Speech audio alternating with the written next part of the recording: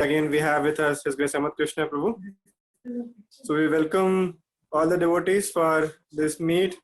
Actually, a lot of devotees have taken the time and joined this evening also with us to discuss something valuable and to advance ourselves on the process of devotional service. And we request, as usual, everybody can open their camera because it's a meeting, and meeting is not without faces. So please display your faces, give your darshan, so that it can be more interactive. Samat Krishna Prabhu can nicely interact with all of you. Jai. So over to Samat Krishna Prabhu now. Hare Krishna. Hare Krishna, Hare Krishna, Krishna Krishna, Hare Hare. Hare Ram, Ram Ram, Hare Hare.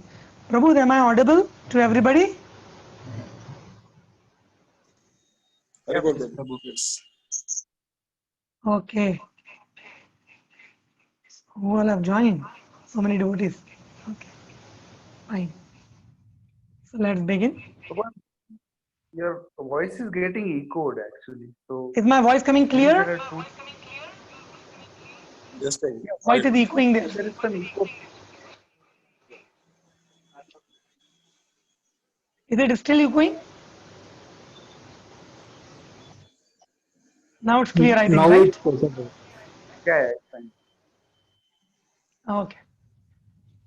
So let's begin as usual with our prayers. Om Ajnanatimirandhasya Jnananjanashalaakaya Chakshurunmilitam Yena Tasmai Shri Gurave Namaha.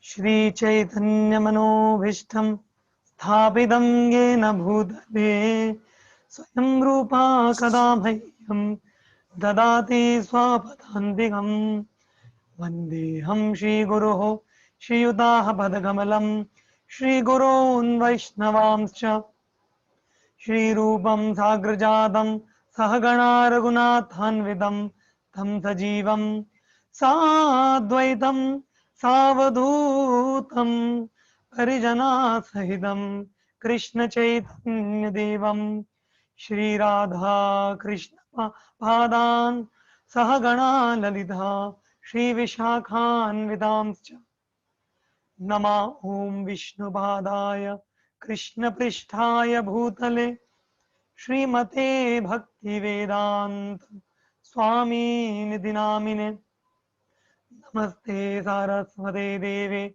Gauravani Pracharine Nirvishesha Shunyavadi Paschatya Deshadarine Namo Mahavadanyaya Krishna Prema Pradayate Krishnaya Krishna Chaitanya Namne Gaurat Trishe Namaha. हे कृष्ण करुणा सिंधो दीनाबंधो जगतपते गोपेश गोपिका कांत राधा कांत नमोस्तुते तप्त कांचन गौरांगी राधे वृंदावनेश्वरी वृषभानुसुते देवी प्रणमामि हरिप्रिये वाञ्छाकल्पतरुभ्यश्च कृपा सिन्धुवैव च पतितानां पावनेभ्यो वैष्णवेभ्यो नमो नमः। श्रीकृष्ण चैतन्य प्रभो नित्यानन्द श्री अद्वैत गदाधर श्रीवासदि गौरभक्तवृन्द हरे कृष्ण कृष्ण कृष्ण हरे हरे हरे राम राम राम हरे हरे। मूकं करोति वाचालं पंगुं लंघायते गिरिं यत्कृपातमहं वन्दे श्रीगुरुं दीनतारिणम्। Hare Krishna. The last verse which I recited in our prayers, Mukam Karoti Vachalam, Pangum Langhayate Grim. In the meaning of that verse is that there are many things in this world which are impossible for any ordinary person to do. And one of the most prominent things among them is to speak about transcendental subject matters, to speak about devotional service. But such difficult things also becomes easy if one has received the mercy of the spiritual master. So the verse says that mukam karoti vachalam, that one who has received the mercy of a guru, what happens to in his life? Even if somebody is a dumb man who cannot speak, he can speak beautiful poetries. Mukam karoti vachalam and pangum langhayate girim. And if someone is a lame man who doesn't have one leg, who cannot walk properly, even such a person can cross mountains by the mercy of the spiritual master. Yat kripatamaham vande Shri Gurum Dinatarane. So by the mercy of the spiritual master, impossible things becomes possible. So I heartily welcome each and every one of you for very kindly taking out your time and coming for our this evening program. Last weekend also you joined, this evening also you joined. So I am very, very grateful because you are giving me an opportunity to glorify Krishna, to speak about Krishna, to speak about devotional service, to share some principles of bhakti by which we can awaken the dormant love for Krishna in our heart. So in Bhagavatam there is one very beautiful verse which says, Parasparanukathanam pavanam bhagavat yasha mitho tushti mitho ratir mitho tushtir. So it says that Parasparanukathanam pavanam bhagavat yasha, that the discussions about the Supreme Lord becomes very, very relishable when they are discussed among devotees of the Lord. Although on our own we can read books, on our own we can hear lectures also available, but when devotees come together and they churn upon the subject of devotional service and try to bring out many lessons and delight in that and learn beautiful principles to apply in their life, then mitho ratir mithor tushti, then two things happens. Mitho ratir means one gets very great taste, one very great relishment one gets, and mitho tushti, one get a deep level of satisfaction in the heart, right? So such discussions of Krishna Katha in the association of devotees is, we should consider it as the perfection of life, nothing higher than that. And that's why I'm grateful to all of you. So many devotees have joined. Vamshi Prabhu is there, Aman Prabhu, Pankaj Prabhu, Adul Prabhu, Satish Prabhu, Jai Krishna Prabhu, Jitendra Prabhu, Mukesh Prabhu, Anand Prabhu, Aniruddha Prabhu, Paras Prabhu, Thomesh Prabhu, Mahesh Prabhu, Praveen Prabhu, Anil Prabhu, Yashwant Prabhu, Sumit Prabhu. So many of you have come. Thank you very much. And today we are making a humble beginning. As you can see in this poster which I am showing you, we are going to begin a lecture series on this particular topic which you are seeing here. Is called as Bhakti-Anubhava, which means, as the subtitle says, enriching the experience of devotional service. So this particular verse comes in Srimad Bhagavatam in one of the verses. And what does that mean, Bhakti-Anubhava? So Bhaktya means bhakti, which means devotional service. And Anubhava means to experience. You know, in Hindi we say, "Aap anubhav kijiye," you experience it. Is it not? So, Bhaktya Anubhav in simple words means experiencing devotional service. That's the point. So, if I ask a simple question, you see, many of you have attended many of the camps, heard so many lectures, many of you are chanting. So, as far as understanding of bhakti is concerned, many of you have, at least smaller or bigger level. But then it has been observed that many times, even after knowing everything, even after having all the knowledge with us, all the books with us, still why it is so that we don't feel the experience of devotional service very solidly? why we don't, delight, or why after some time the same taste, the taste which we have got in our bhakti in the beginning days, that starts going away. We don't find bhakti to be as relishable as it was before. The experience starts going down. Why does it happen? So if I ask all of you a question that, would you like to have the experience which you had? Remember your first program, how you felt when you took Prasadam, Association of Devotees. Would you like to have that experience, lifelong throughout, day in and day out? Or you just want to have bhakti like some ritual, or some activity which is ritualistic in nature? What do you like to have? Huh? Bhakti with us. A sound is not coming when they are saying something. The speaker has to be there. So experience, I know you are saying experience, correct. Always experience. So that's what Bhakti Anubhava is going to teach us. How to enrich our experience in Krishna consciousness, how to make our Krishna consciousness very, very special, how to make our Krishna consciousness very, very delightful, how to make our Krishna consciousness very, very practical, and something which we always want to do, always want to look forward to.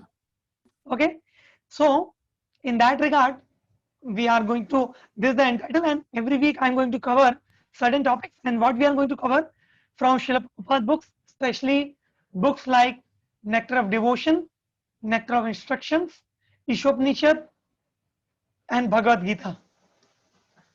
These are some of the books. I am taking reference materials from there and taking out whatever is relevant for all of us at this level, and trying to present some in the form of PPT to make the subject matter very, very easy to understand and practical. Okay, and we are not in hurry.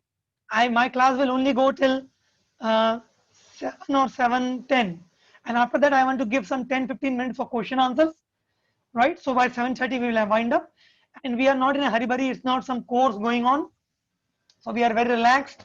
We all are a family. We are in a very relaxed zone, cool. So with a cool head, please try to understand what we are trying to discuss here.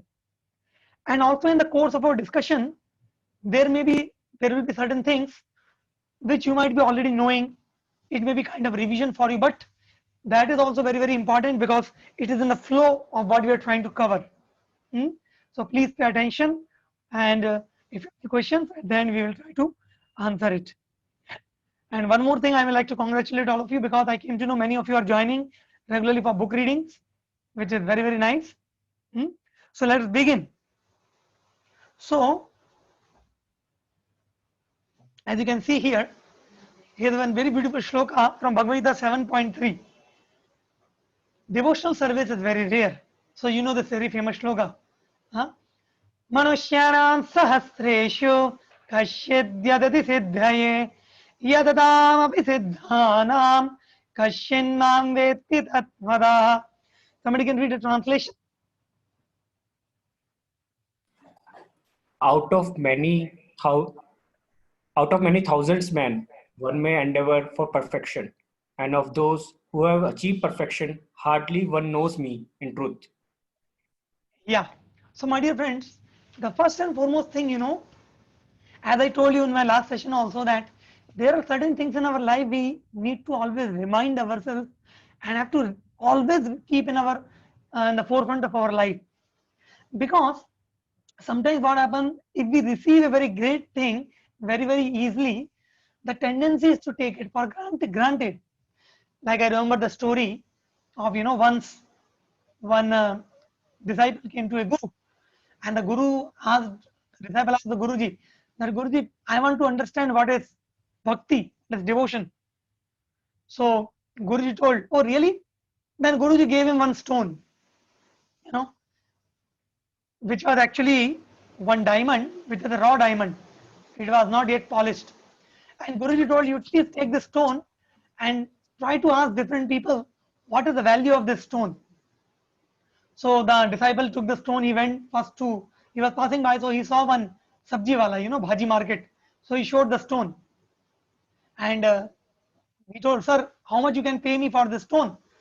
And our sabji wala told, well sir, this stone weighs something around half kg or something, so it will be good for me to weight my sabjis. I can keep my sabji on one side and this stone on one other side.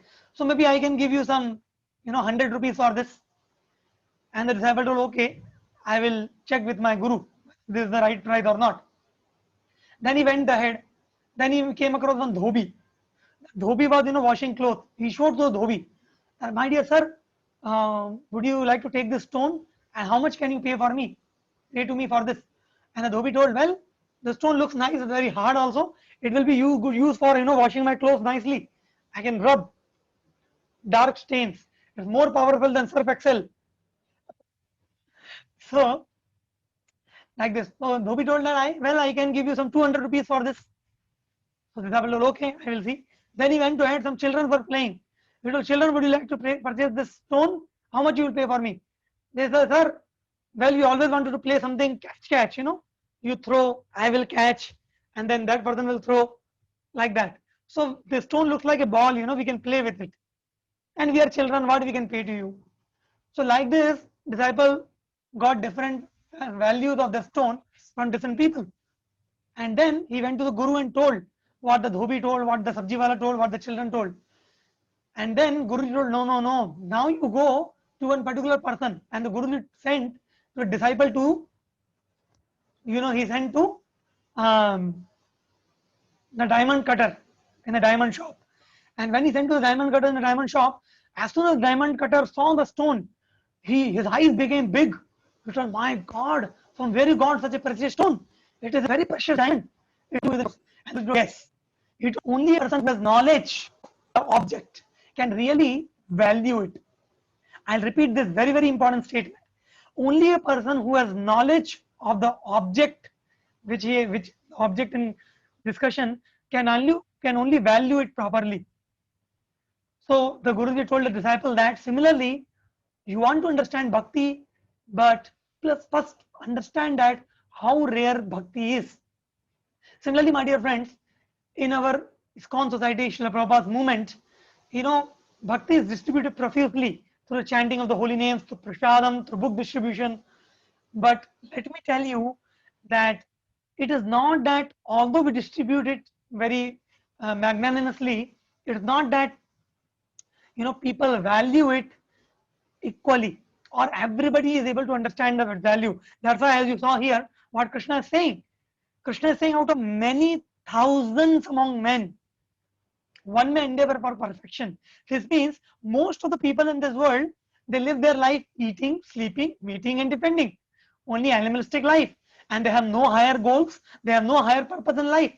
So out of such thousands and thousands of people, there may be a handful of people who may try for perfection, which means who may try for transcendental knowledge, transcendental realization, who may try to understand what is the goal of life, purpose of life, why we have come, where we have to go, what is this life meant for, why we are struggling, why we are suffering in this world, what is the solution of life, solution to the problems of life. Most of the people are busy with solving temporary problems of life. So only few people will try for perfection. And out of these very few people, maybe Krishna is saying, hardly one knows me in truth. It's very rare somebody knows Krishna as Krishna is. So how much rare devotional service can be? You can just imagine.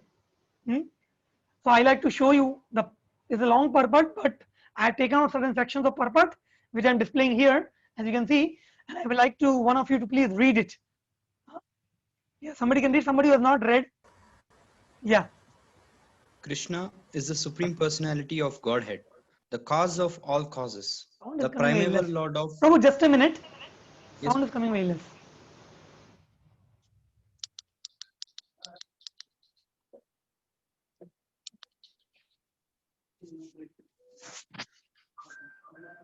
Okay, Prabhu, please start. Yes, Prabhu. Krishna is the Supreme Personality of Godhead, the cause of all causes, the primeval Lord Govinda, Ishvara Parama Krishna, Satchidananda Vigraha, Anadi Radhir Govinda, Sarva Karana Karanam. It is very difficult for the non-devotees to know him. Although non-devotees declare that the path of bhakti or devotional service is very easy, they cannot practice it.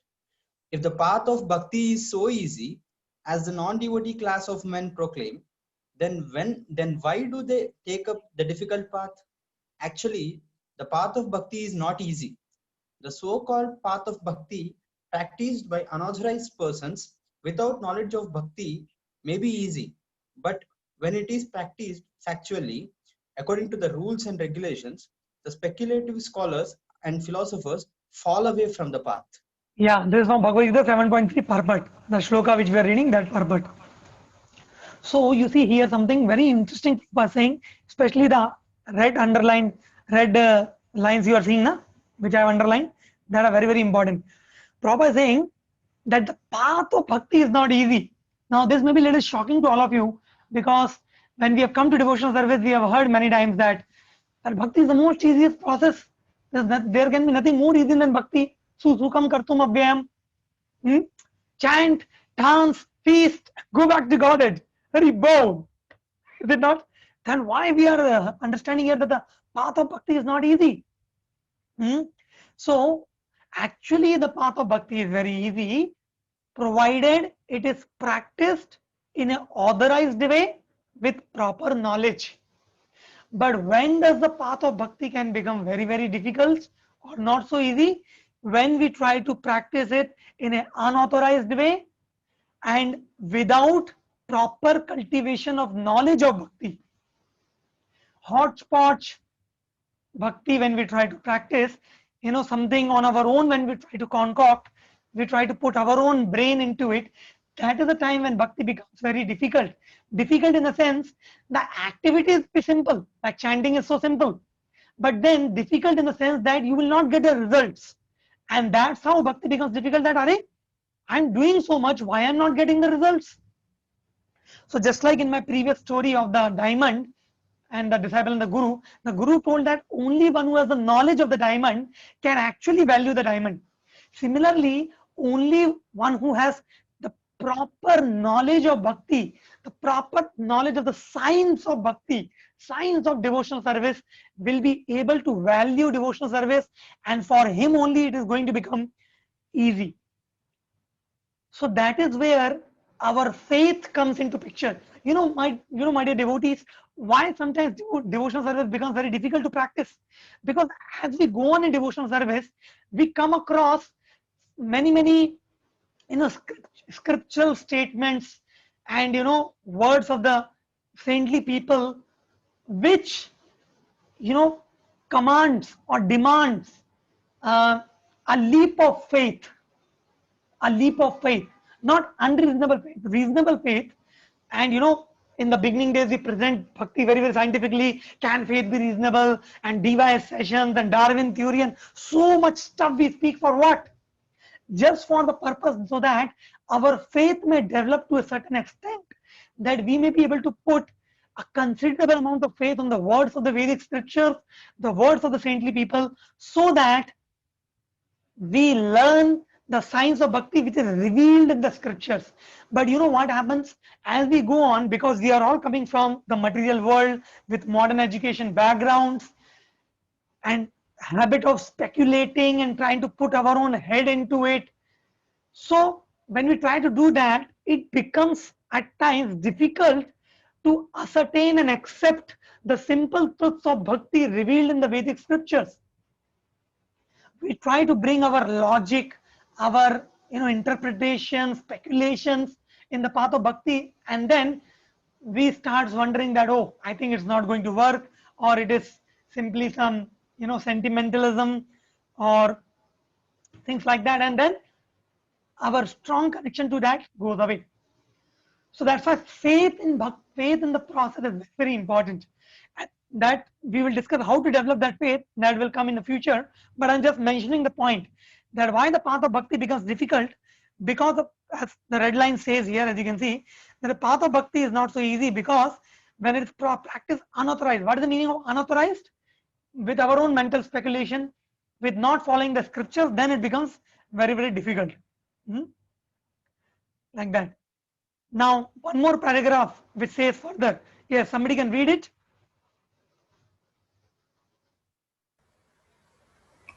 It is not possible for the Brahman realized impersonalist or the Paramatma realized yogi to understand Krishna, the Supreme Personality of Godhead, as the son of Mother Yashoda or the charioteer of Arjuna. Even the great demigods are sometimes confused about Krishna. Therefore, unless one practices devotional service to the Lord, one cannot know Krishna as he is, Tattva, even though one is a great scholar or philosopher. Yes, my dear devotees, such a beautiful point Prabhupada is writing here from the same purport that there are Brahmavadis, Gyanis, Yogis, all these people. And so even it was not possible for them also to understand Krishna, who as the son of Mother Yashoda. You see, when we say about Krishna, the ultimate understanding of Krishna is Krishna in Vrindavan as the son of Mother Yashoda and Nanda Maharaj. Brajesha Tanaya. Braja Ish means the Isha of Vrindavan. Braj is Nanda Maharaj. Tanaya means his son. So Chaitanya Mahaprabhu, in one of the prayers to him, there is one very beautiful verse comes which says that this verse describes in one verse the entire Gaudiya Vaishnava philosophy is encapsulated in this one verse. What it says? आराध्यो भगवान ब्रजेश तनया तद्धाम वृंदावनम रम्या काचिदुपासना व्रजवधु वर्गेण या कल्पिता श्रीमद्भागवतम प्रमाणममलम तत्रापरा तत्रादया न परः श्री चैतन्य महाप्रभु मतमिदं तत्रापरा तत्रादया न परः. This verse is saying that what is Krishna consciousness, what is our ultimate understanding? Aradhyo Bhagavan, which means which is the God we are trying to worship? Who is our Aradhya? Who is our Aradhya Dev? Bhagavan. Who is that Bhagavan? Brajesh Tanaya, son of Nanda Maharaj. And where he lives? Tat Dhama Vrindavanam. He lives in Vrindavan, which is the topmost spiritual abode among all the spiritual abodes. And what is the best way of worshipping Krishna? Ramya Kachid Upasana Vrajavadu. The best way of worshipping Krishna is to follow in the footsteps of the gopis of Vrindavan. Vargena ya kalpita. And how and where such a process is described? Srimad Bhagavatam Pramanam Amalam. That process of worship by the gopis is described in the Srimad Bhagavatam. That Srimad Bhagavatam is the pramana. It is the proof. And who has confirmed it? Who has confirmed such a form of worship to Krishna? Krishna himself has confirmed it in the form of Sri Chaitanya Mahaprabhu. Sri Chaitanya Mahaprabhu Matamidam. It is the mata, it is the opinion of Sri Chaitanya Mahaprabhu, who is non-different from Krishna. That Tatra Daya Napara. There is no more better form of worship of Krishna, who is Brajesh Tanaya, who lives in Vrindavan, who is a simple bluish cowherd boy, who wears a simple yellow dhoti, puts a beautiful peacock feather on his head, plays a beautiful flute called Murli, wears a garland of Vaijanti Mala, whose lips are reddish like the bimba fruit, whose eyes are as beautiful like the petals of a lotus flower, whose complexion of the body is dark like the monsoon rain cloud, who always walks in the land of Vrindavan barefoot, and who always enchants the heart of his devotees by his beautiful pastimes. So the Supreme Lord whom we are trying to understand is in its ultimate perfection is a simple cowherd boy of Vrindavan, who is the son of Yashoda, who is the friend of cowherd boys, who eats the jhuta of cowherd boys, who dance with the gopis, who steal makhan, who perform various leela. So why we are describing? Because these jnanis and these yogis who study lot of books, who do a lot of meditation, vrata, and they go to Himalayas, they go to Tirth Yatras, they take bath in Ganga, Yamuna, Godavari. I'm saying Godavari because many of you are from South India. So people do what not on the name of religiosity, on the name of dharma. But my dear friends, even after doing that, one will not be able to understand Krishna, who is a simple cowherd boy in the village of Vrindavan, but who is the supreme Brahman, Para Brahman, the supreme absolute truth. And one will not be able to understand even, and Prabhupada saying, even the great demigods are confused. You know, Brahma Vyuman Leela. Brahmaji got confused. He tried testing Krishna, you know, Govardhan Leela. Indra got confused. So even great devatas are confused, not able to know about Krishna. So then what is the hope for you and me to understand about Krishna? So here red lines, as you can see, what they are saying, that we can understand Krishna only when we practice devotional service. Prabhupada is saying that unless one practices devotional service, one cannot know Krishna as he is Tattvataha. And what is the meaning of practicing? So you see, when we say practice, the practice has to be done properly. Then only it will be called practice. You see, take for example, when you want to learn music, say for example, so you know now you can try to get one harmonium at your home or some guitar or you know some instrument, whatever you want to learn, and your own way, you know, you can try to beat it. Suppose guitar is there, you can think yourself to be George Harrison and you can say zing zing zing zing zing zing zing. Only sound will be coming from your mouth, not from the guitar. You know, or you can bring one mridangam or tabla and dham dham dham dham dham, or harmonium. You can now you can say, Prabhuji, I'm practicing. Prabhuji, I'm practicing. Arey, it is not practicing. Do you think it is practice? No. The primary qualification of practice is you have to first of all learn how to practice, and for that you need a teacher. The teacher has to teach you. For example, you have to, if you learn guitar, you have to go to a guitar teacher, you have to go to a harmonium teacher, and the harmonium teacher will give you some lessons. And that lessons you have to practice them as they are.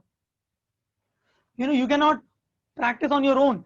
If the teacher gives you first lesson, practice Saregama, then you have to practice Saregama only. And you know, the criteria for practice in music is that till the time you perfect one note, you cannot go to next. Is it not? I don't know how many of you are musicians here. Some are musicians, maybe musicians. So you have to perfect one note and then you go to other note. And then the teacher checks your practice, whether you are practicing properly or not. I have a personal experience in this regard. You know, in between I had some throat problem. Many of you might be aware. You know, now it's quite better.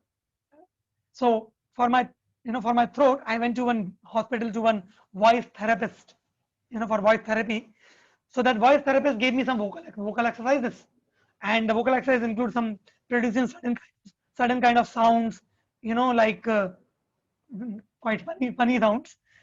So the doctor taught me in the beginning, so I was doing it, but I thought, well, what is so big deal about it, and I started doing it in little more exaggerated way, which I felt was very appropriate.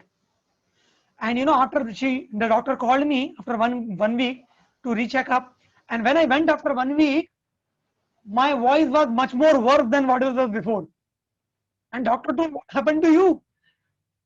I told, I don't know. You told me to practice. I was practicing. And then the doctor asked me, okay, show me how you produce the sounds. Then I was a little over smart, So I was, okay, I can show you. Then I showed all the, the variety of vocal exercises.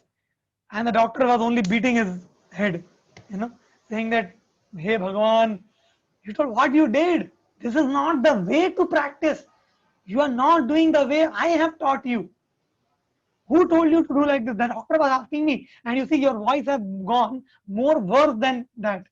And then the doctor repeated all the practices and told, sir, you will not get the results till the time you practice as I am teaching you. Even the doctor told, who is the doctor? You are the doctor, I am the doctor. So I learned a big lesson in my life from there, not only my vocals, but as Prabhupada is also saying that unless one practices devotional service, one cannot know Krishna as he is. So so many people are there. Even somebody mala, takes a mala, start chanting Hare Krishna. There's so many YouTube videos available, so many kirtans are available. People start hearing on their own, start reading some books, start doing some kriya. Why don't people make spiritual advancement by doing that? Because spiritual life is a science. It's like a treatment given by a doctor to a patient. There are certain practices which are supposed to be done as they are prescribed. As they are prescribed. So we may be doing something on the name of bhakti. We may be doing something kind of looking like spiritual life, quote unquote. And we may be thinking, well, I am practicing bhakti, but we will not be seeing any results. And then we may start questioning, well, Prabhuji told so much, but I am not experiencing results. This means, bhakti does not work. See, I practiced chanting Hare Krishna from last 5, 6, 7 years. Nothing happened. All these people talk big things. Nothing practical. So we have to recheck, are we practicing properly or what is happening in our practice? So we have to know how to practice, and for how to practice, this beautiful shloka which is there in Srimad Bhagavatam, it describes what kind of experience we are trying to get in bhakti. Bhakti is all about experience. This verse is spoken by in 10th canto by Nala Kuvera and Manigriva. The twin brothers who were the son of Kuvera, whom Narad Muni got a sharp to become trees in the courtyard of Nanda Maharaj. And during Damodar Leela pastime, Krishna broke the trees and delivered them. And when they got delivered, see what they told. Very beautiful shloka. Vani gunanukathane shravano kathayam hasto cha karma sumanas tava padayornaha smrityam shirastava niva sajagat praname drishti sadam darshane subhavat tanunam. Yeah, somebody can read translation. Henceforth, may all your words describe your pastimes. May your ears engage in oral reception of your glories. May your hands, legs, and other senses engage in action pleasing to you. And may your mind always think of your lotus feet. May our hearts offer our obeisances to everything within this world, because all these things are also your different forms. And may our eyes see the form of Vaishnavas who are non-different from you. Yeah, you see, my dear friend, such a beautiful description of practice of devotional service. Vani gunanu kathane shravano kathas. You see, in this whole shloka, it is, as I told, devotional service is very simple, provided you practice it properly.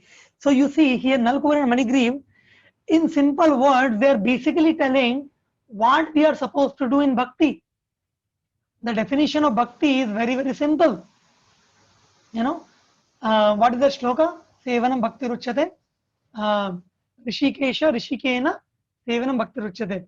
Sarvapadi vinirmuktam tatparatvena nirmalam rishikena rishikesha sevanam bhakti ruchyate.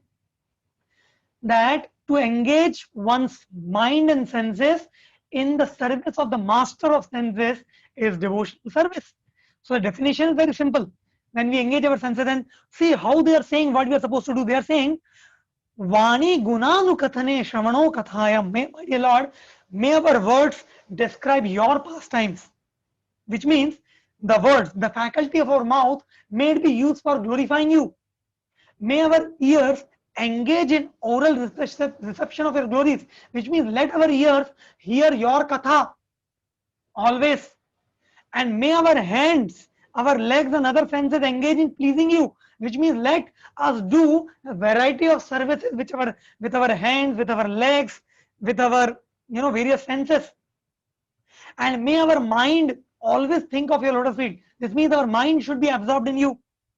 And let our heads bow down to you. So point is, my dear friends, in devotional service, we have to engage, practice. This means what? Bhakti is not just about reading books. Bhakti is not just about an intellectual exercise. Bhakti is not just about some ritualistic performances. Bhakti is a matter of experience. And experience comes when you engage your variety of faculties in relation to Krishna. For example, in this world, you experience something when you engage in it. Is it not? For example, take an example of eating. Like when you eat, how many of your senses are engaging in eating? With your eyes, you are seeing the food. So the mouth starts getting watering. And then with your ears, you hear the names of what all is cooked. And suppose somebody say, today in our feast, obviously, if lockdown would have not been there, we would be having this program at Gita Life and we would be offering you a wonderful feast. But unfortunately, it's online, so you can at least hear. Shravana feast. So suppose in today's feast there is puri and masala puri and sabji and rasamalai and rasagulla and pulao and curry. Gita Life, all these items are there.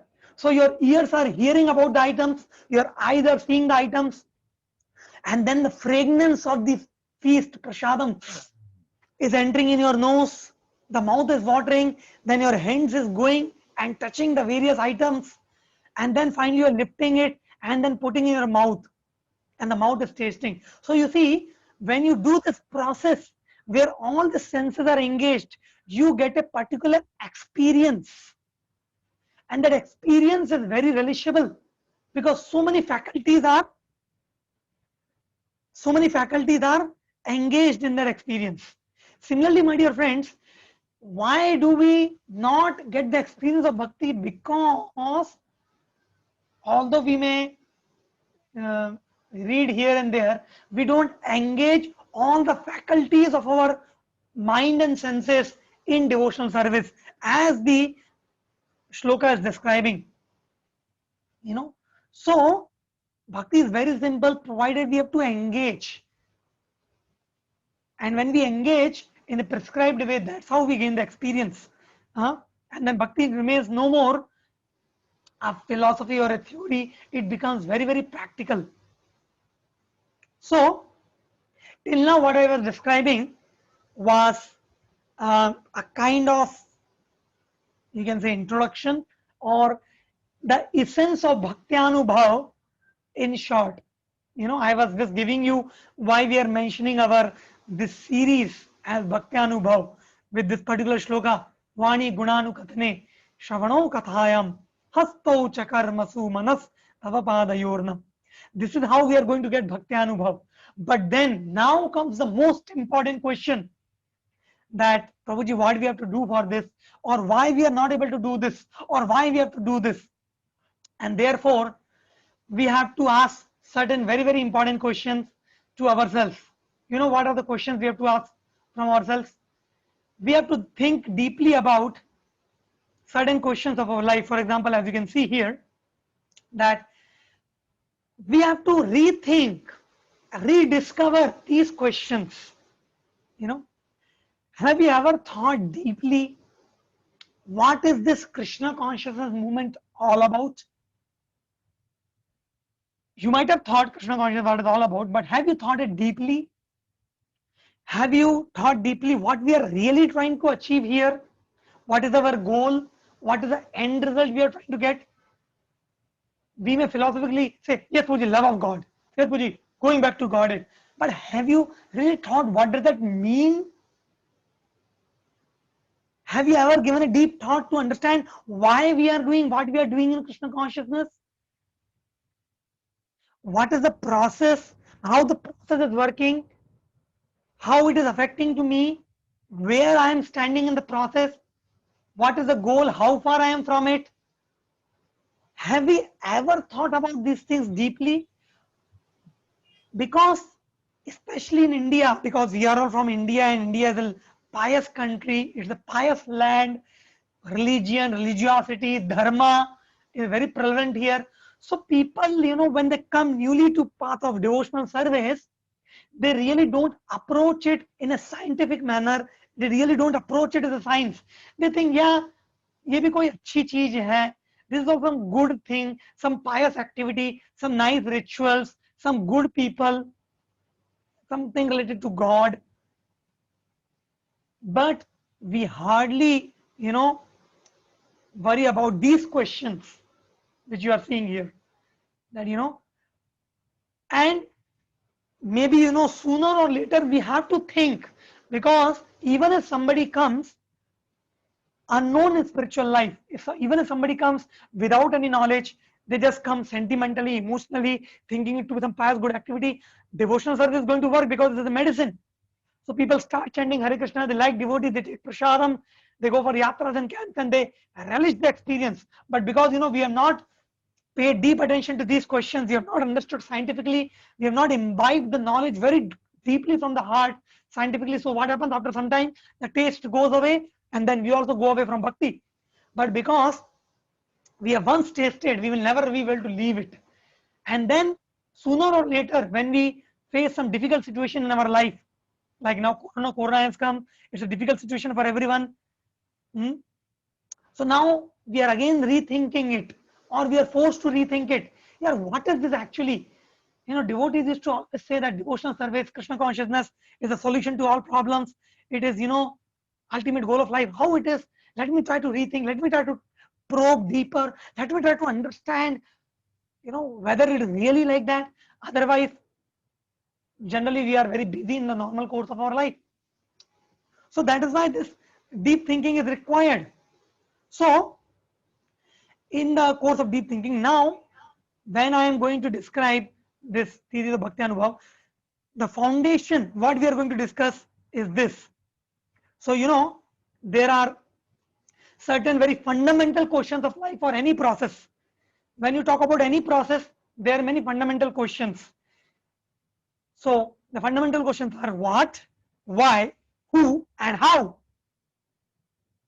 For example, if I say to someone that, Prabhu, please do this, then immediately the question will come, Prabhu, what to do? And I will say, do cleaning. And then the next question will come, what? But Prabhuji, why to clean? And then I have to explain why to clean. And then if the job is very big, then the question will come, Prabhuji, but who all will clean it? Or who will clean it? And then the question will come, how to clean it?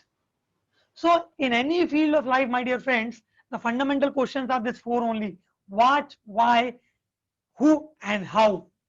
Similarly, the subject matter for our discussion here is bhakti. So we will be able to remain very steady, very strong, very sound, and convicted, or not convinced about bhakti. We have answers to these simple questions. What is bhakti? Why to perform bhakti? Who can perform bhakti? And how to perform bhakti? If you have the scientific, logical, sequential answers to these questions, and you know them properly, the whole thing becomes very crystal clear. Then where is the problem in not practicing it? And when we talk about why, what, why, who, and how, and what is bhakti, why to perform bhakti, who can perform bhakti, and how to perform bhakti, it automatically means the negative connotations also, which means as a part of understanding this what, why, who, and how, we also understand what is not bhakti, why not to perform bhakti, who cannot perform bhakti, and how not to perform bhakti. So everything gets covered under these 8 questions. What are the 8 questions? First 4 is in the positive connection. What is bhakti? Why to perform bhakti? Who can perform bhakti? And how to perform bhakti? And the next 4 are in the negative connotation, because the Ishopanishad says, there's one very beautiful verse in Ishopanishad, the verse number, I think, verse number 11. Let me try to show you that particular verse from Shri Ishopanishad. Printu, you have database? Can you open Ishopanishad, the shloka number 11, I believe.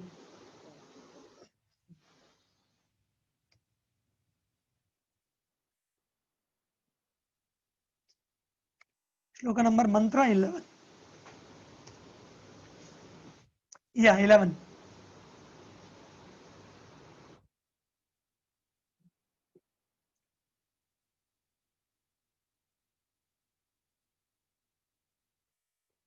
Ishopnishad, shloka number 11. Those of you have Ishopnishad with you on in your mobiles, you can even show you. It's coming there. Can you share? So the verse is saying,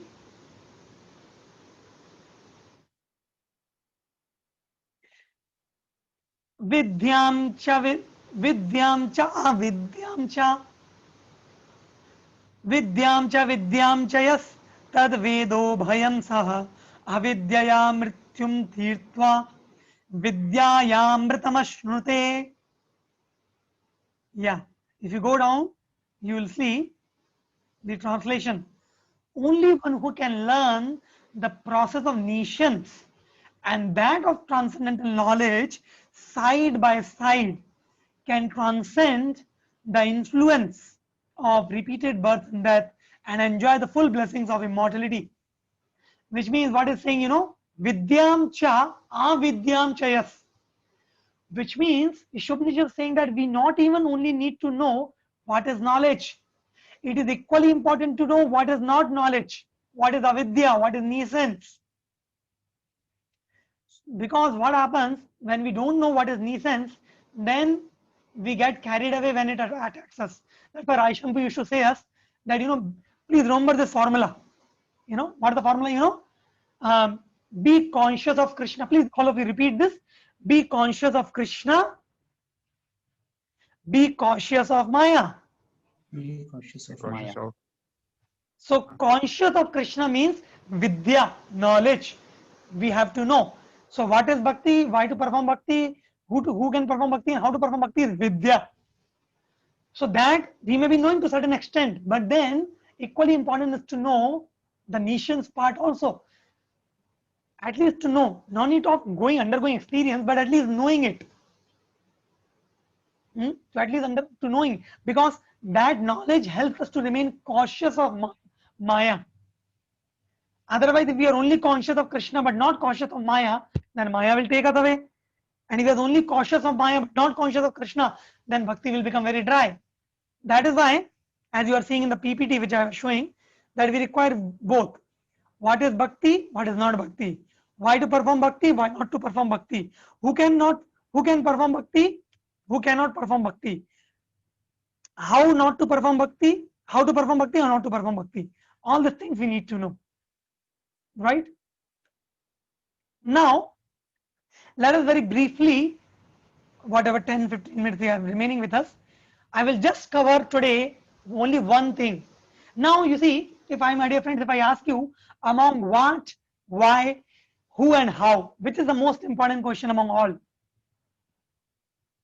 Yes, anyone? Why? Why? Okay. Anybody else like to? What? How? What? Okay. What? Okay, there are only 4 options. So one option, 4 people will say, so all the options will get covered. Yeah. So my dear friends, you see, when we try to understand anything, the first and the foremost question is what? As simple as that. Because if we don't know only the subject matter under discussion, then where's the question of, why, who and how? Somebody told how. How comes very late? First you have to know what. For example, if I say,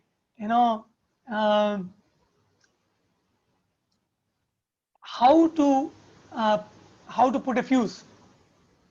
So first of all, you have to know what is a fuse. Just for example. So what is the foremost question? First question. Is it not like that? But although what is the first question, but what is not the most important question out of 4? The most important question out of 4 is why. You know why? Why is the you know why? Why is the most important question? Because, yes, anybody would like to answer? Why? The why is the most important question among the four. Because it will keep us going further, advance in the path further. Without that, we will not have any motivation to advance further. Okay, okay, good. Anybody else also like to say something?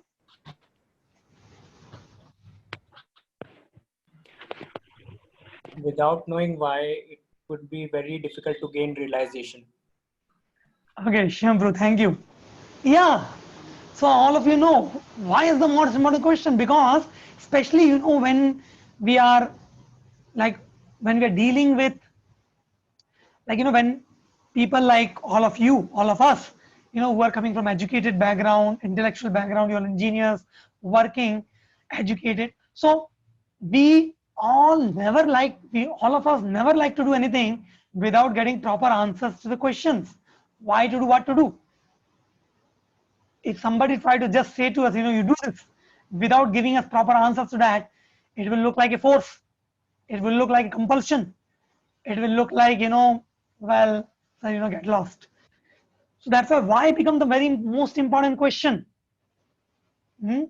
So that's why in my next session, a major portion of our discussion will be dealing with this why. But just today, for giving a nice concluding words to our discussion today, I I will like to speak maybe a little bit about the what question.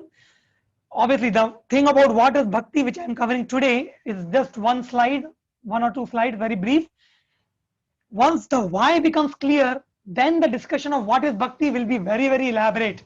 Because, one of the reasons the question why is the most important, because to understand what is bhakti is a part of the process of practicing bhakti. I will repeat the statement that to understand what is bhakti is a part of process of practicing bhakti. So you will not get the impetus to practice bhakti or the impetus to know what is bhakti till the time you know why we have to know bhakti. That is why is most important.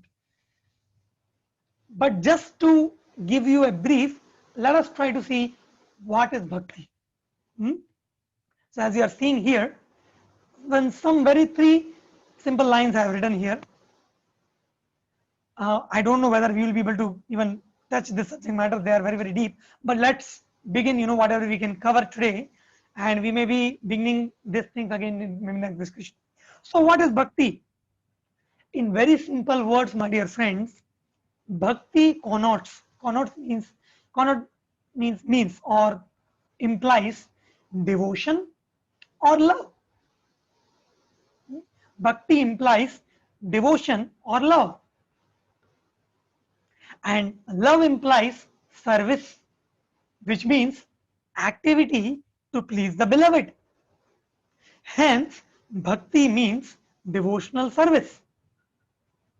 Very, very simple understanding. Now, in this, although the statements are three, but these three statements are like capsules. On one statement, we can elaborate a lot.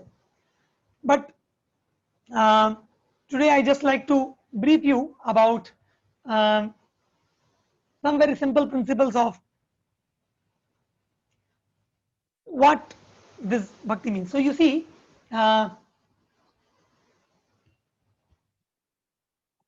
we are not yet talking about Krishna here. Krishna has not yet come to picture. We are just putting one word bhakti, which means devotion or love. So,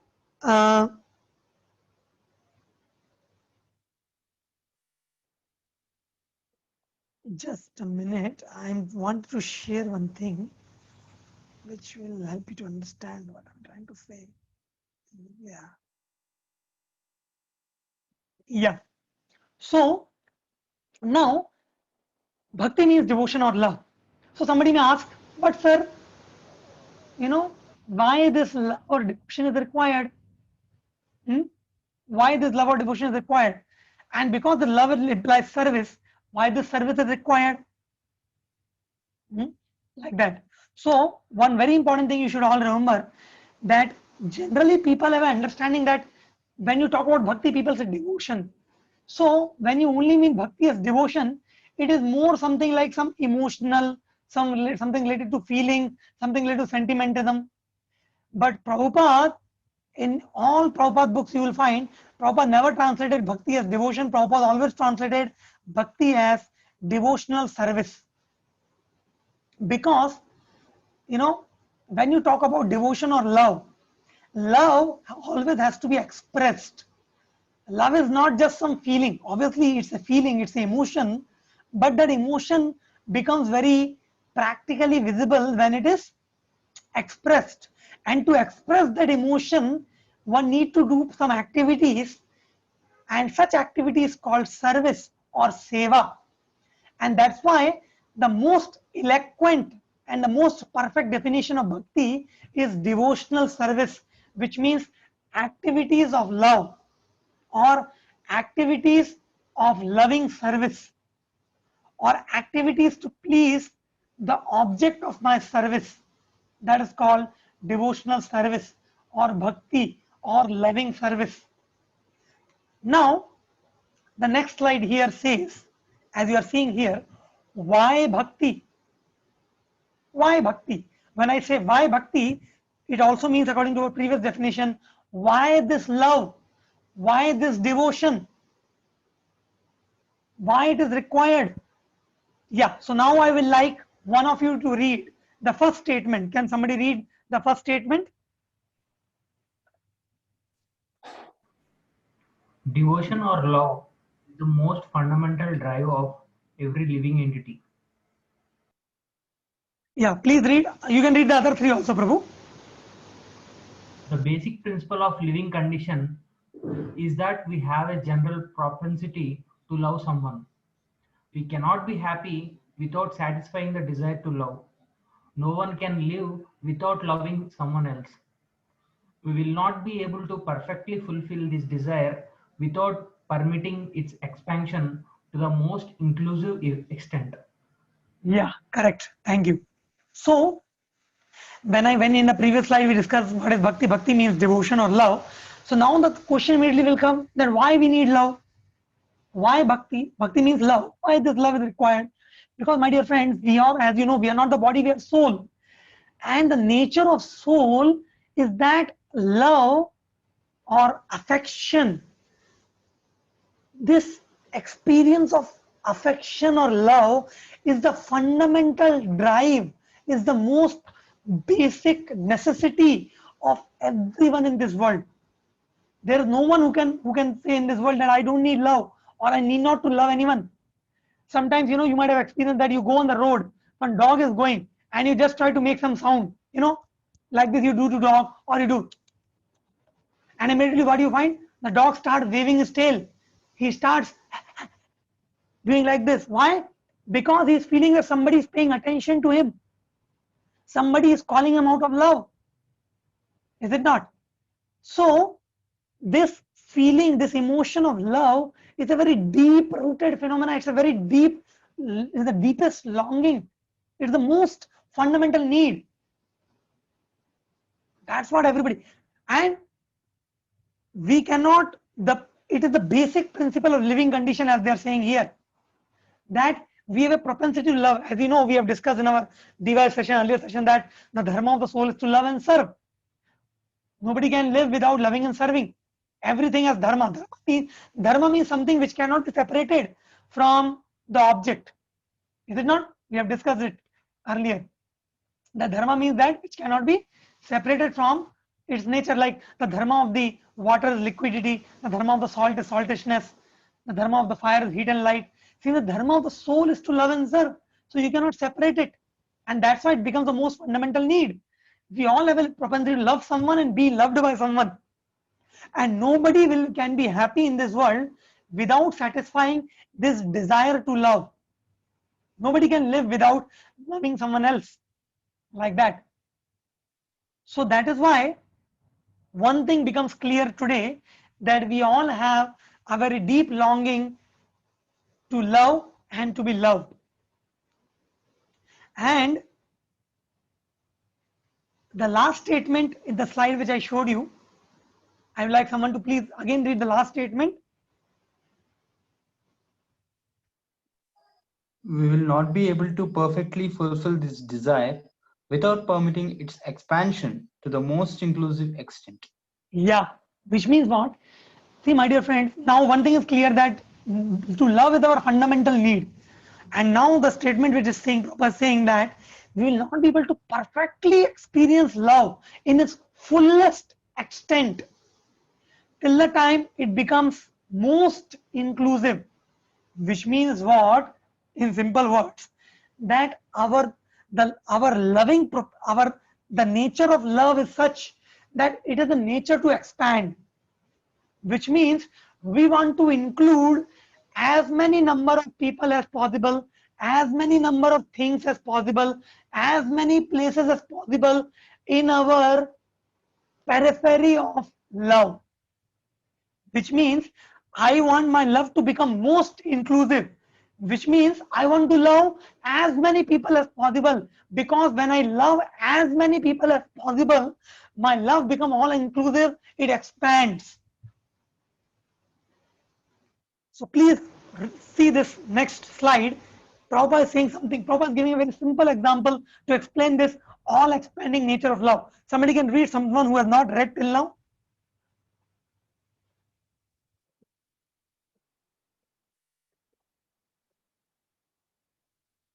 Yes, anyone? In the primary stage, a child loves his parents, when his brothers and sisters, and as he daily grows up, he begins to love his family, society, community, country, nation, or even the whole human society. But the loving propensity is not satisfied even by loving all human society. That loving propensity remains imperfectly fulfilled until we know who is the supreme beloved. Love can find its fulfillment only when we understand that Krishna is the supreme beloved and the ultimate object of everyone's love. Yeah. Thank you very much for reading. So you see, Prabhupada is giving such a simple example that when we are children, when we take birth, we only love one person. You know whom we love? Who's the one person whom the child loves when he takes birth? Mother. Who can answer? Mother. Yes? Mother. Mother. Mother? No. The child loves himself only. Because in the beginning stage, the child is in, the five kind of koshas, what we call them. Bunch of koshas, what are they? Annamaya, Pranamaya, Manomaya, Vigyanmaya, Anandamaya. The five koshas. So, in the first kosha is called Annamaya, which means a person is only conscious about himself only. He's in the whole world, he is conscious that I exist. Similarly, when a child takes birth, his understanding is I exist. And that's why you have seen a child, whatever he takes, he tries to put in the mouth. He sees some plastic, he tries to put in the mouth. He sees some rubber, some ball you give him, सब खाता जाता है. क्यों? क्योंकि he is living in the consciousness that I only exist. Anna kosh. And because I have to survive, I have to eat something. So this is called Anna kosh, Annamaya. Then, so like this. So this is a very basic level. Then, child sees someone there's, oh, this lady is there. This lady is giving me a lot of comfort. When there's winter, she wraps me around one napkin. She tries to give me breast milk. She feeds me. She takes care of me. She comforts me a lot. So child, because the lady who is the mother of the child comforts the child very much, the child starts loving the mother. Because the child feels, oh, this lady is doing a lot of favors to me, so I will love her. And then, the child sees that, there's one gentleman who keeps coming and going. She talks to this lady also. The child starts thinking, who is this person? He comes very often, he talks to my mother, who is this person? The child asks, mother, who is he? The mother says, don't worry, he's a good fellow. He's my husband. He's your father. So because then the child saying, okay, because this man is helping my mother, this means this man will be good. Because, I exist, so I want to be happy. And this lady, this mother, is giving me a lot of comfort, so I love her. Because this man is helping my mother, so this man is also good, so I love him also. So I love my father. And in this way, then the child sees, oh, here's one more boy. So this lady and this man, my mother and father, are giving love to this boy also. This means this is my brother, so I love him also. Oh, they are giving love to this girl also because she is my sister, so I love her. So in this way, the love of the child goes on expanding from mother to father to brother to sister, and then to his community, Sharma Samaj, Varma Samaj, Vittal Samaj, or Chakravarti Samaj, Dwivedi Samaj, Trivedi Samaj, all kind of Samaj. Then the love expands to Jai Maharashtra, Jai Andhra, Jai Telangana, Jai Jammu Kashmir, Jai Gujarat, Jai MP. And then the love expands to Jai India, Mera Bharat Mahan, and then one becomes a philanthropist or humanitarian worker, social worker. So Jai Dunya. Point is that this love has a propensity to expand. Take for a simple example, my dear friends. You know why this Facebook, WhatsApp, all the social media tools became so famous so fastly? A very fundamental reason behind their becoming famous is nothing but they have given a easy access to people, a kind of illusory expansion of love. Because the fundamental point in expanding love is that you have to reach out to as many people as possible. Then only you will be able to love now.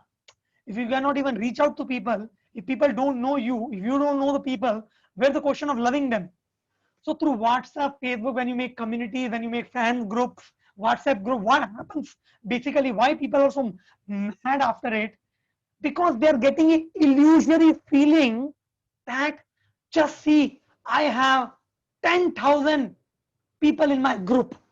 This means my love is expanding to 10,000 people. I am able to reciprocate. I am able to connect to 10,000 people. And that's what people use WhatsApp, Facebook for. So it gives them an illusory feeling of expansion of love. But actually it's very illusory, it's temporary. People are exploiting each other on social media instead of what to talk of love. But the principle we can understand that the love has the nature of expand.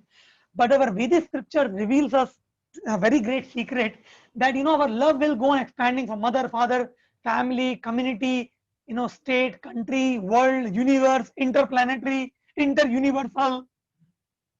But where does that end?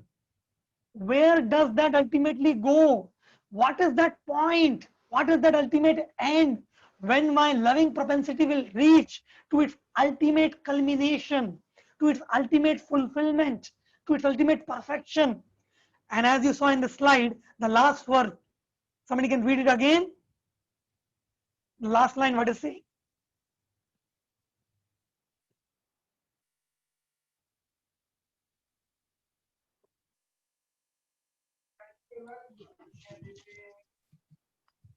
Love can find fulfillment only when we understand that Krishna is the supreme beloved and the ultimate object of everyone's love. Yes, my dear friend. So this is, the fundamental requirement for ourselves to even make one step forward on the path of bhakti. That we all are looking for love because that is our fundamental need, as we discussed. We cannot live without love. That love is what the ultimate need of the soul, and that love has a nature of expansion. And we are trying to love our country, our society, our family, our friends. We are going on trying to love everyone, but love is ending into frustration. We are not finding its fulfillment. But here one great secret with the scriptures are revealing to us that when we come to this conviction, with this conclusion and this conviction we develop, this understanding we develop that Krishna is the supreme beloved. Krishna is the ultimate object of our love. That is the time when we get great impetus to perform devotional service. Now it will take a certain level of practice, a certain level of understanding of Krishna. Why Krishna is the supreme beloved? What is there in Krishna that makes him the supreme beloved? What is it about Krishna that makes him the ultimate object of everyone's love. And when we discuss these things about Krishna from the Srimad Bhagavatam, from the Chaitanya Charitamrita, from the Vedic scriptures, that becomes the subject matter of devotional service. What is the glory of Krishna's name? What is the glory of Krishna's form? What are the wonderful qualities of Krishna? What are the wonderful pastimes of Krishna? What is there in Krishna? Why Krishna is so wonderful that he is the most beloved?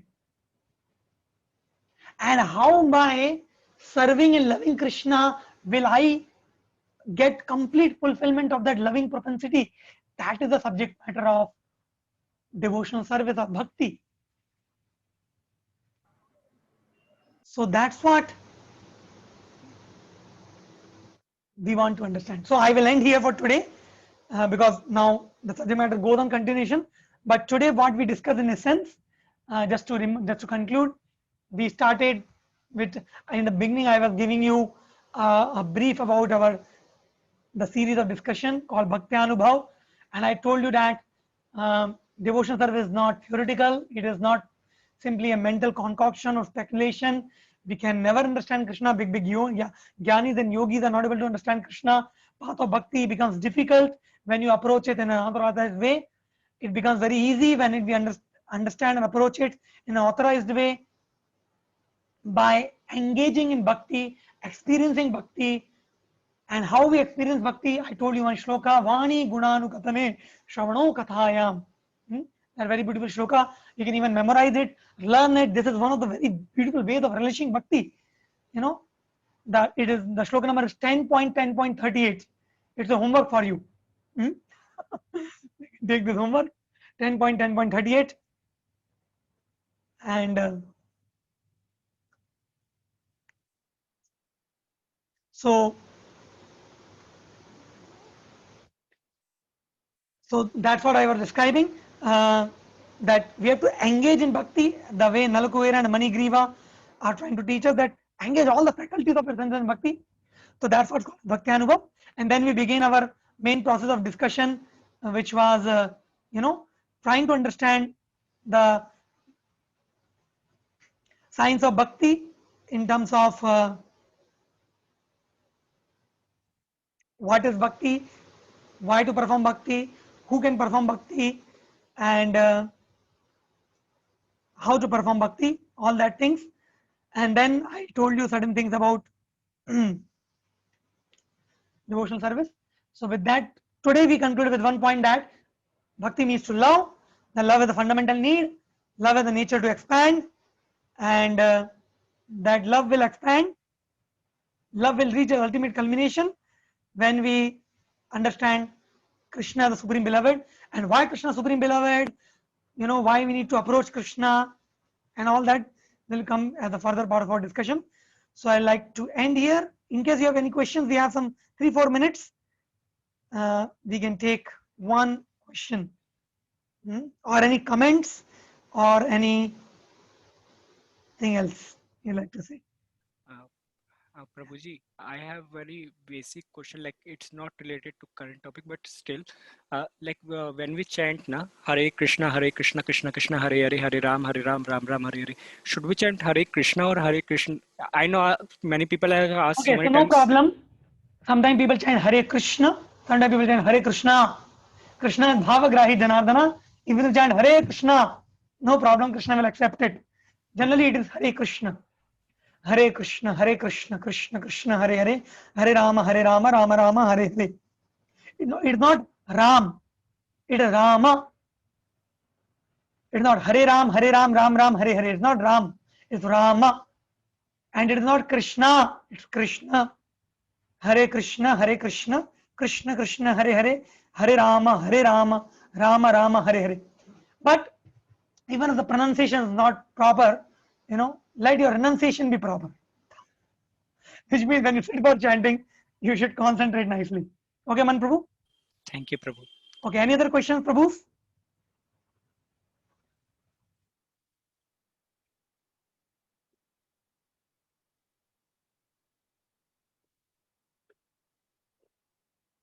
So many devotees have joined today. I am very, very grateful and very, very happy to see that you all are so enthusiastic to understand Krishna consciousness nicely.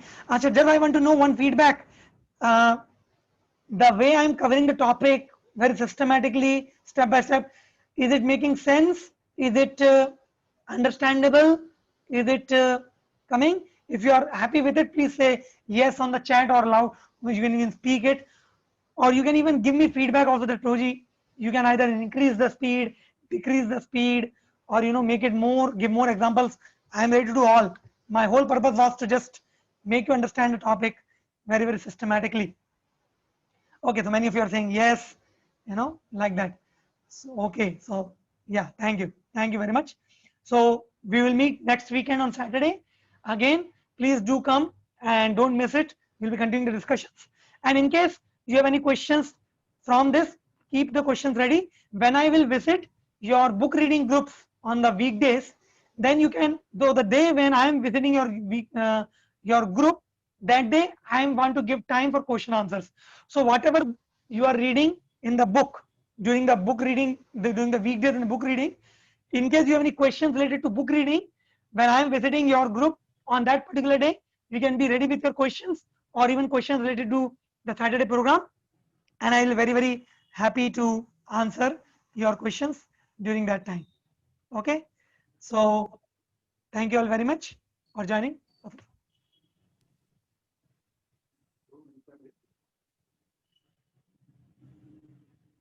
Hare Krishna. So we would like to thank His Grace Srimad Krishna Prabhu. Prabhuji has taken very great efforts in preparing this PPT at the same time, discussing something which is relevant for all of us. And that will also help us in the long run to continue bhakti. And so Prabhuji has spent a lot of hours, I was seeing Prabhuji, he has spent almost yesterday so much of time, because all of us have attended different camps, and at different times we have come to the practice of Krishna consciousness. So something to discuss which is very valuable, very, very valuable in our lives, at the same time very important for us, so that we can first ourselves understand what bhakti is really, and at the same time, increase our practice towards Krishna consciousness. And as Prabhuji was rightly saying, that the need is to love, and once that propensity to love is satisfied by going deep inside to inclusion, then we can advance much further and much smoothly and much quickly. So thank you all very much for joining, for your kind patience and hearing this Saturday evening. We'll again meet, or the Prabhuji will come meet you again in our group reading discussions. So I'm very thankful that all of us are nicely coming in book reading. If some of you are not able to come, please make some time. And you can ask others how fruitful and valuable these discussions during book readings and Saturdays going on.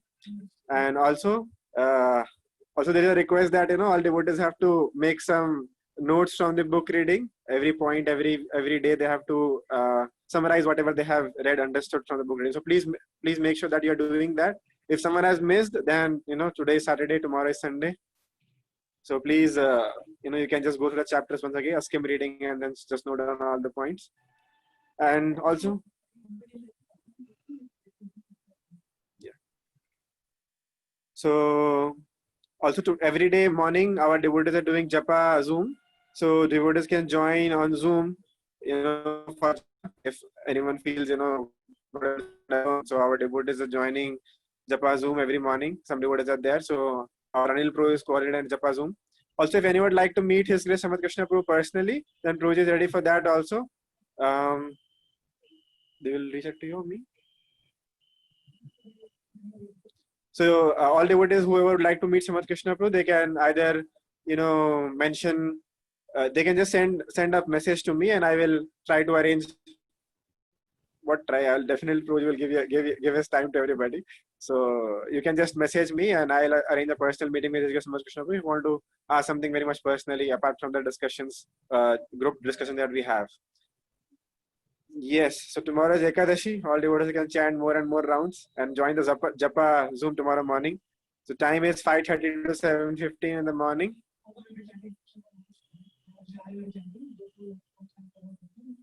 So tomorrow our devotees are in Ekadashi here in temple and center. They chant 64 rounds on Ekadashi.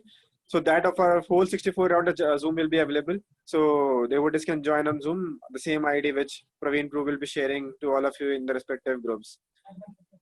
So also if you are at some rounds, and then the thing is that whatever rounds you are generally chanting every day, you should chant more than that on Ekadashi. Hare Krishna. So also the ID is the same Zoom ID for the japa, so no need to make it down, note it down later. Thank you very much for joining. Chila Prabhupada ki jai, Gaur Bhakta Vrinda ki jai, Jai Gaur Premanandi, Hari Hari Bol. Hare Krishna.